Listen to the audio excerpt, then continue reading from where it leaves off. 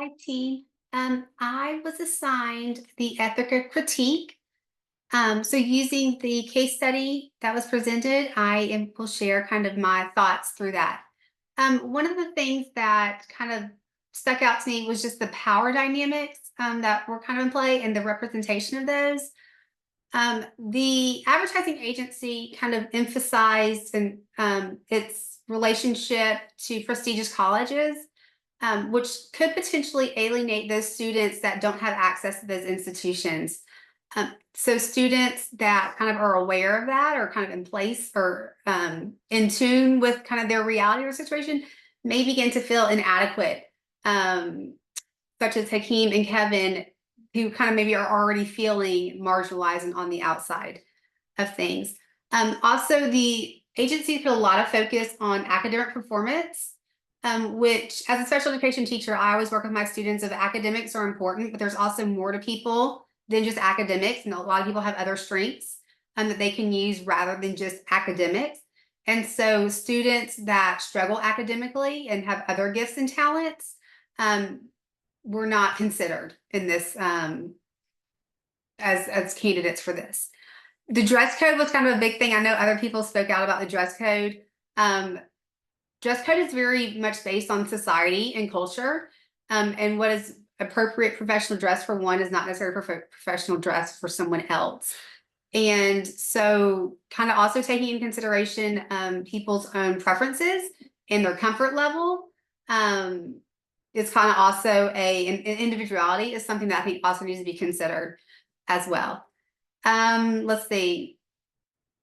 When the students laughed, I know the teacher was kind of put off by that. That is, I think, is a way just kind of shows the students like they're or that they are uncomfortable with the situation, kind of like that nervous laughter. So that was something to also take into consideration.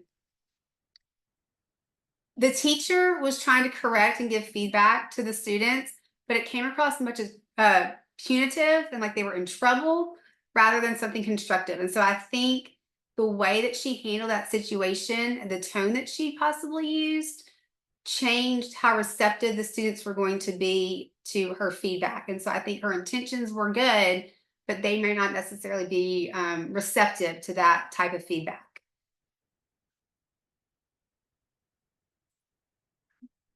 Hmm. There was the purpose was kind of to inspire students and to encourage them to kind of to be kind of go toward these great things. But we're not taking into consideration kind of some feelings of exclusion and possible judgment and was not very inclusive where students maybe felt valued and are empowered to participate. The teacher's reflection at the end kind of indicates that she needs to define really what a successful field trip looks like. It's again kind of like the dress before, or the attire is not necessarily the same for everybody. And so, what would be her level of standard, or what's her standard of that would be considered that this was successful? So it shouldn't be only about exposing students to careers, but about also belonging and respect for others and others' differences. So, to kind of prepare kind of something to do differently in the future, engage students in discussions about their expectations and maybe feelings about working in a corporate environment. I know I'm a teacher. I don't think I could ever work at a desk job. And so, I like to be with people and interact with people, which is one reason I became a teacher. So this could kind of help kind of bridge some gaps and some interest level is that between all the students. And then encourage an open dialogue where students can express their thoughts without fear or reprimand. I think the students know what they wanted her to, or knew what she would like for them to say. But again, a field trip and these conferences are really for the students. It shouldn't be for the teacher. And so I think the teacher needs to understand a little bit more about where these students are coming from and kind of what they're looking towards.